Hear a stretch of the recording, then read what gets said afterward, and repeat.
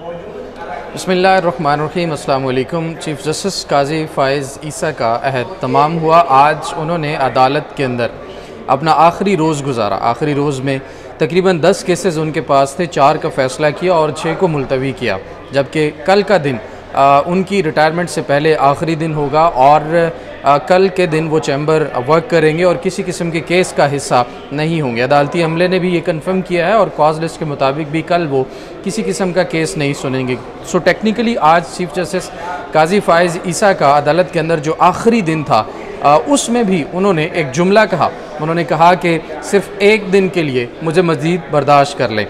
और उसके बाद काजी फ़ाइज़ ईसा साहब ने आज जो आखिरी केस सुना उसमें मैं मौजूद था। वहाँ पर वो शीशम के दरख्तों के मामले पर खैबर पख्तूनख्वा हुकूमत ने जो रिपोर्ट जमा करवाई थी उसके मामले पर उन्होंने हुक्मनामा भी जारी किया और कहा कि खैबर पख्तूनख्वा हुकूमत ने जो इक़दामात किए हैं उनके मुतालिक उन्होंने मज़ीद जो है वो डिटेल्स रखी हैं। कुछ मैं डिटेल्स आपके सामने यहाँ पर ज़रूर रखना चाहूँगा जो उन्होंने आज उस फैसले के अंदर जो हैं वो बताई हैं, लिखवाई हैं।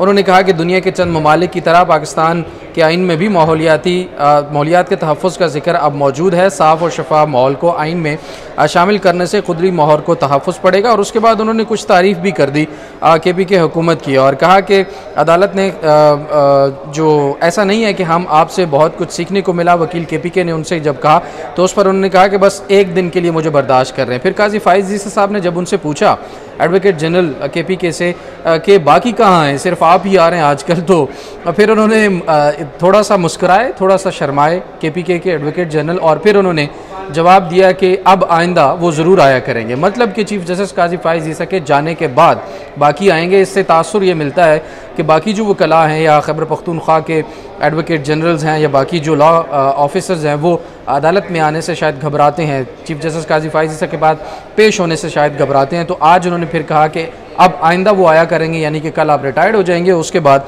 वो फिर हो जाएंगे। ये जुमला मैं मज़ीद आपके सामने रख दूँ। उन्होंने कहा सारा बोझ आप पर ही है, कोई और लॉ ऑफिसर क्यों नहीं आता। जिस पर एडवोकेट जनरल KPK ने कहा कि अब आगे बाकी लॉ अफसरान भी आया करेंगे। आपके चीफ जस्टिस ने कहा कि आपके इस जुमले में कहीं कोई मतलब तो नहीं छुपा हुआ। तो वकील ने कहा कि नहीं, ऐसा नहीं है। चीफ जस्टिस ने कहा कि मुअज़्ज़ज़ और मौब जैसे अल्फाज आइनी इदारों के लिए इस्तेमाल ना करें। बहरहाल वो आज कुछ गुस्से में भी नज़र आए, डांटते भी रहे उनको और काफ़ी इस्तराब में आज काजी फ़ाइज़ ईसा साहब अदालत के अंदर रहे। लेकिन जाते जाते माहौल जो है वो थोड़ा खुशगवार हो गया और मुस्कुराते हुए उन्होंने आज आखिरी अदालती रोज़ का इख्तिताम जो है वो किया। बहरहाल अब चीफ जस्टिस काजी फ़ाइज़ ईसा साहब को और जो प्रैक्टिस एंड प्रोसीजर कमेटी है उसको जस्टिस मंसूर अली शाह ने ख़त लिखा है। ख़त जो है वो बड़ा दिलचस्प है, उसको आपके सामने पहले रख दूँ कि ख़त के मदरजात क्या हैं। ख़त के अंदर मंसूर अली शाह साहब ने लिखा है कि लोग हमारे आमाल देख रहे हैं, तारीख़ कभी मुआफ़ नहीं करती। और फिर उन्होंने टैक्स के मुतालिक एक खसूसी बेंच था जो नई practice and procedure committee justice Munib Akhtar को आउट करने के बाद जस्टिस अमीनुद्दीन को शामिल करके जो बनाई गई थी उसके तहत एक बेंच बनाया था टैक्स के मुतालिक। ये ख़त उसी तनाजुर में था और जस्टिस मंसूर ने उसमें बैठने से इनकार किया और कहा कि मेरा मौक़िफ़ है और मैं पहले भी ये बात बता चुका हूँ कि जो ये कमेटी है उसके तहत बनाए गए किसी भी बेंच में तब तक नहीं बैठूँगा जब तक उन्होंने अपने ख़त में भी ये चीज़ें कही थी कि जब तक मुनीब साहब को वापस कमेटी में शामिल नहीं किया जाता या फिर इस कमेटी के ऊपर, इस मामले के ऊपर फुल कोर्ट बेंच नहीं बनाया जाता। फुल कोर्ट बेंच चाहे इंतज़ामी बुनियादों पर हो चाहे जुडिशल बुनियादों पर हो। तो ये उन्होंने 23 अक्टूबर को ख़त लिखा है, यानी कि 23 अक्टूबर यानी जब नए आने वाले चीफ जस्टिस याहिया अफरीदी का नोटिफिकेशन हो चुका था। इसमें उन्होंने सर थॉमस मोरे का एक कॉल भी नकल किया और वो उन्होंने उसके अंदर भी मेंशन किया और उसके अंदर मेंशन करके वो ये तासुर देना चाहते थे कि काजी फ़ाइज़ ईसा साहब ने जिस तरह से अपना अहद तमाम हुआ उनका, जिस तरह से उन्होंने अपना दौर गुजारा है उसके ऊपर भी उन्होंने कमेंट करते हुए ये चीज़ कहा। और उन्होंने कहा कि तारीख़ हमें कभी मुआफ़ नहीं करेगी। तारीख़ जो है, लोग जो है वो देख रहे हैं कि हम क्या करते हैं, आइनी ओहदों के ऊपर बैठकर हम किस तरह से फ़ैसले देते हैं और ज़ाहिर है लोग उसको तारीख़ में भी याद रखते हैं। आज भी सुप्रीम कोर्ट के अंदर मुख्तलिफ़ इंटरव्यूज़ के अंदर एक ही जुमला है कि काजी फ़ाइज़ ईसा साहब को किन अल्फाज में तारीख़ याद रखेगी।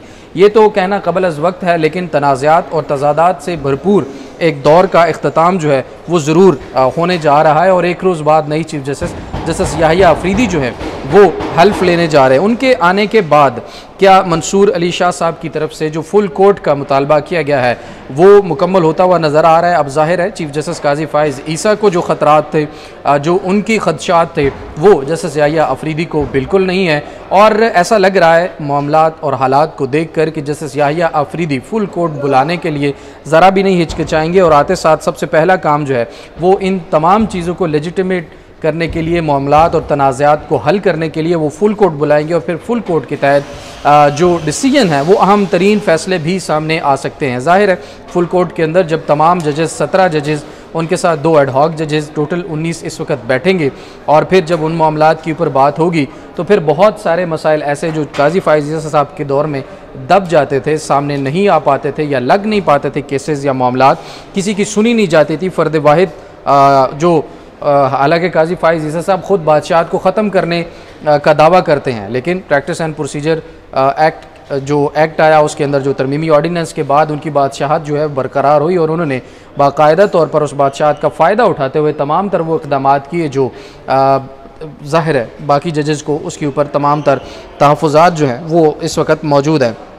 बहरहाल जस्टिस मंसूर अली शाह अब होने क्या जा रहा है कि आज सुप्रीम कोर्ट बार जो एसोसिएशन है उसकी तरफ से इशाया है काजी फ़ाइज़ ईसा साहब को और उसके बाद कल फुल कोर्ट रेफरेंस है। और अब जो अहम तरीन इतला एक और आ रही है, आपको याद होगा काजी फ़ाइज़ ईसा साहब ने मना कर दिया था कि मैं किसी किस्म का कोई इशाया जो है वो नहीं लूँगा। अब ख़बर ये आ रही है कि काजी फ़ाइज़ ईसा साहब इशाया लेने जा रहे हैं और अब उनकी एजाज़ में ज़ोहराना जो है वो दिया जाएगा और ज़ोहराने का एहतमाम जो है वो नई चीफ जस्टिस जो नए नामज़द हुए हैं जस्टिस याहिया अफरीदी उनकी तरफ से दिया जाएगा और ज़ोहराने में तहाइफ भी दिए जाएंगे।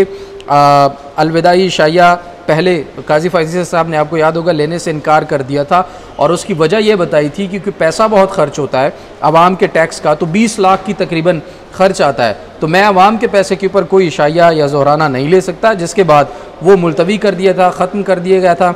लेकिन अब सुप्रीम कोर्ट की तरफ से वो इशाया दिया जाएगा और नए जो आने वाले चीफ जस्टिस हैं ये उनकी तरफ से दिया जा रहा है। अब यहाँ पर एक बात ये काबिल ज़िक्र है कि पहले तो बात हो रही थी कि जस्टिस मंसूर अली शाह ही अगले चीफ जस्टिस होंगे, अब जस्टिस याहिया अफरीदी बन चुके हैं।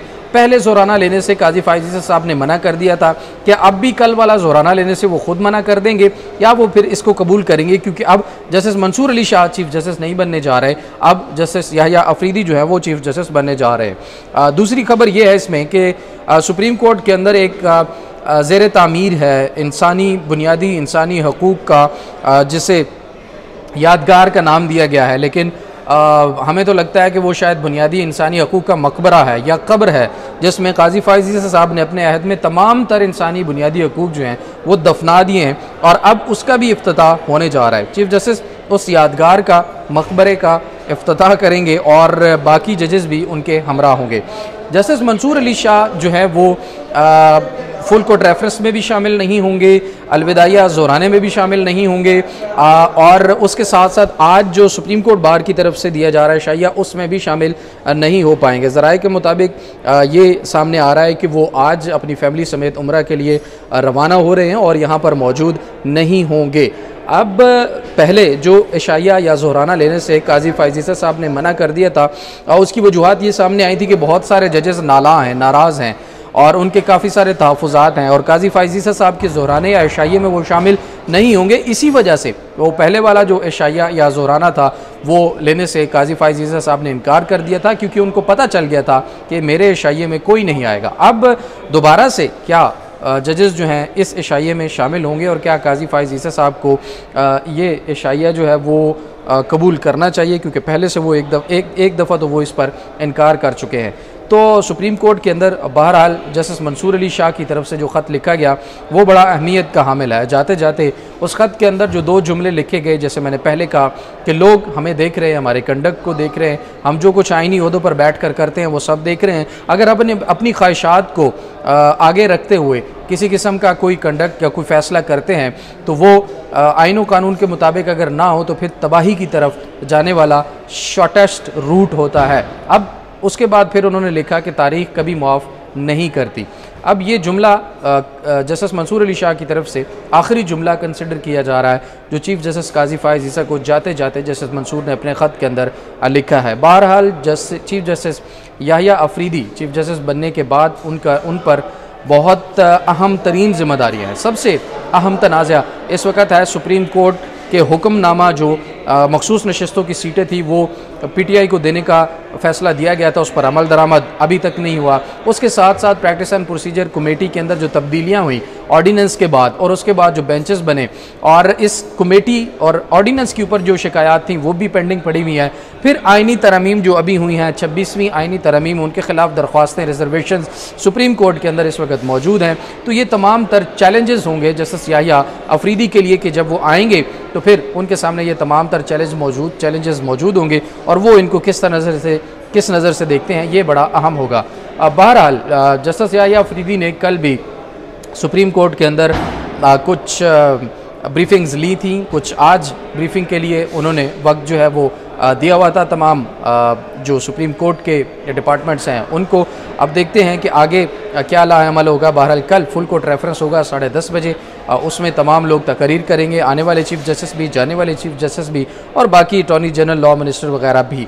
तो जनाब देखते हैं मज़ीद जो मालूमात हुई वो भी आपके सामने रखेंगे। अभी तक के लिए इतना ही, इजाज़त दीजिए, अल्लाह ने के बाद।